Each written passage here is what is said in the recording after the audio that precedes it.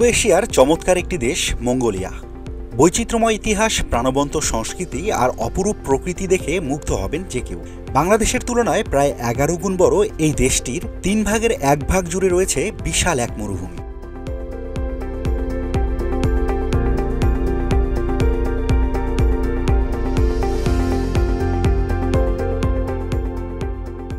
আর সেই মরুভূমিতেই সর্বপ্রথম দৈত্যাকার প্রাণী ডাইনোসরের ডিম পাওয়া গিয়েছিল ডাইনোসরের বিশাল কঙ্কাল।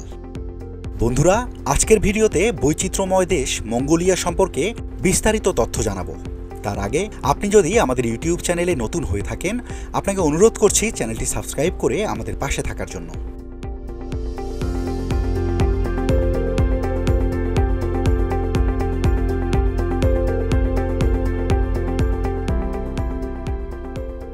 পূর্ব এশিয়ার স্থলবেষ্টিত একটি দেশ মঙ্গোলিয়া।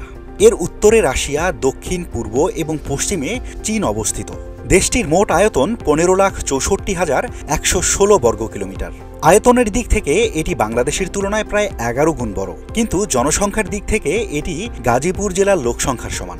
অর্থাৎ 2020 সালের পরিসংখ্যান অনুযায়ী দেশটির মোট জনসংখ্যা 33,53,470 জন, আর গাজীপুরে বসবাস করেন 34,03,000 জন মানুষ।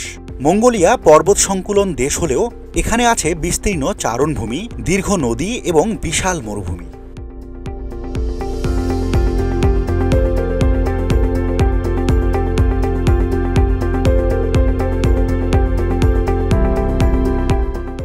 দেশটির অর্থনীতি কৃষি নির্ভর। মঙ্গোলিয়ার 38% মানুষ রাজধানী শহর উলানবাটরে বসবাস করেন। দেশটির বেশিরভাগ মানুষ বৌদ্ধ ধর্মে বিশ্বাসী। ধর্মে বিশ্বাস রাখে এমন লোকদের ভেতর মুসলিমরা দ্বিতীয়। পিউ রিসার্চের মতে মঙ্গোলিয়ায় মুসলিমদের সংখ্যা মোট জনসংখ্যার 4.4%।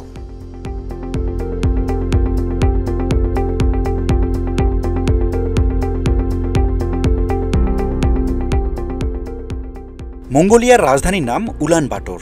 রাজধানী উলানবাটরেই মোট 38% জনগণ বসবাস করেন। মঙ্গোলিয়ার রাজনৈতিক ব্যবস্থা সংসদীয় গণতন্ত্র দ্বারা পরিচালিত হয়ে থাকে।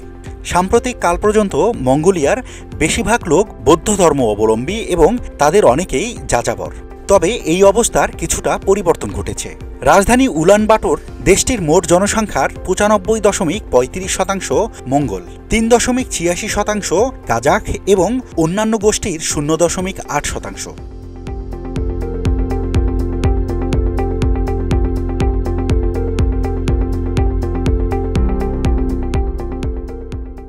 তেরোশো শতাব্দীতে চেঙ্গিস খান এবং তার ছেলেরা এশিয়া ও ইউরোপের বেশিরভাগ অংশ জয় করার ফলে মঙ্গল সাম্রাজ্যের ক্ষমতা লাভ করে। মার্কো পোলো, তার পিতা এবং একজন চাচা প্রায় 1275 খ্রিস্টাব্দে গোবি অতিক্রমকারী প্রথম ইউরোপীয় ছিলেন। মঙ্গোলিয়ার দক্ষিণ অংশ অভ্যন্তরীণ মঙ্গোলিয়া নামেও পরিচিত।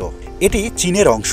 রাশিয়ার সহায়তায় 1921 সালে উত্তরাঞ্চল চীন থেকে স্বাধীনতা লাভ করেছিল। মঙ্গোলিয়া 1924 সালে একটি কমিউনিস্ট দেশে পরিণত হয়েছিল, কিন্তু 1990 সালে বহুদলীয় নির্বাচন দ্বারা জনগণ নতুনভাবে তাদের গণতান্ত্রিক অধিকার ফিরে পেয়েছিল।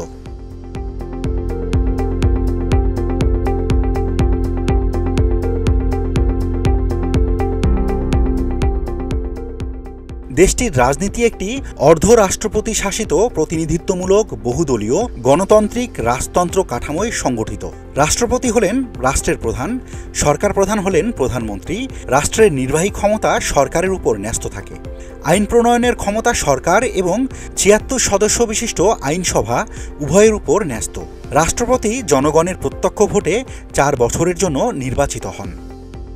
এক ব্যক্তি সর্বোচ্চ 2 বার রাষ্ট্রপতি নির্বাচিত হতে পারেন। রাষ্ট্রপতি প্রধানমন্ত্রীকে নিয়োগ দেন, যিনি মন্ত্রিসভা গঠন করেন। সংসদ সদস্যরাও 4 বছরের জন্য নির্বাচিত হন।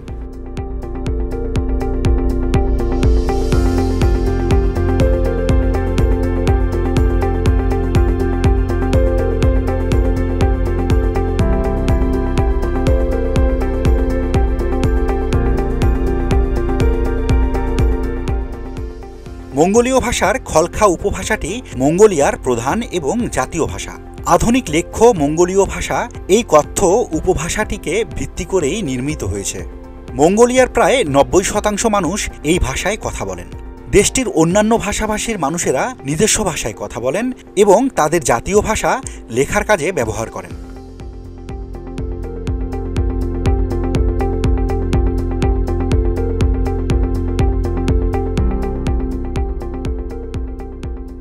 মঙ্গোলিয়ার জাতীয় প্রাণী প্রোজেওয়াল স্কির ঘোড়া। এগুলো অন্যান্য ঘোড়ার থেকে আকারে একটু ছোট। এরা যথেষ্ট শক্তিশালী এবং মঙ্গোলীয় জলবায়ুর কঠোর তাপমাত্রা সহ্য করতে পারে। দেশটির আরেকটি চমৎকার প্রাণী হল ব্যাকট্রিয়ান উট। এদের দুটি কুঁজ আছে এবং আরবীয় উটের তুলনায় এরা আকারে ছোট হয়ে থাকে।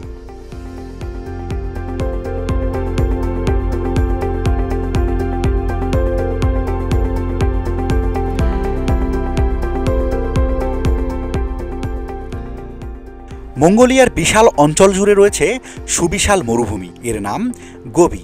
প্রতি বছর এই মরুভূমি প্রায় 1400 বর্গমাইল এলাকা জুড়ে প্রসারিত হচ্ছে, যার অন্যতম কারণ হিসেবে বলা হয়ে থাকে বন জঙ্গল উজাড় করা এবং বিশ্ব উষ্ণায়ন, যার কারণে মঙ্গোলিয়ার বন্যপ্রাণী হুমকির মুখে পড়েছে।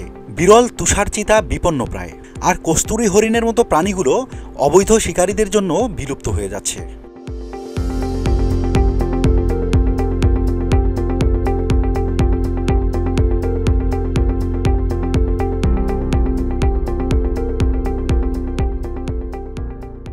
বন্ধুরা, গোবি মরুভূমিতেই প্রথম ডাইনোসরের ডিম পাওয়া গিয়েছিল। 100 মিলিয়ন বছর আগে ক্রিটেসিয়াস যুগের শেষের দিকে অনেক ডাইনোসরের অবশেষ এবং জীবাশ্ম পাওয়া গেছে এই মরুভূমি থেকে।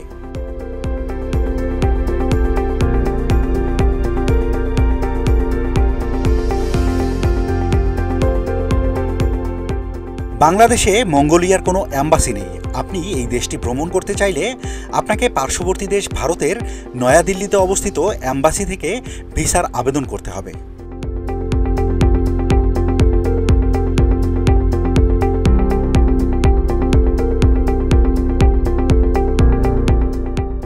বন্ধুরা, এই ছিল মঙ্গোলিয়া নিয়ে আমাদের আজকের আয়োজন।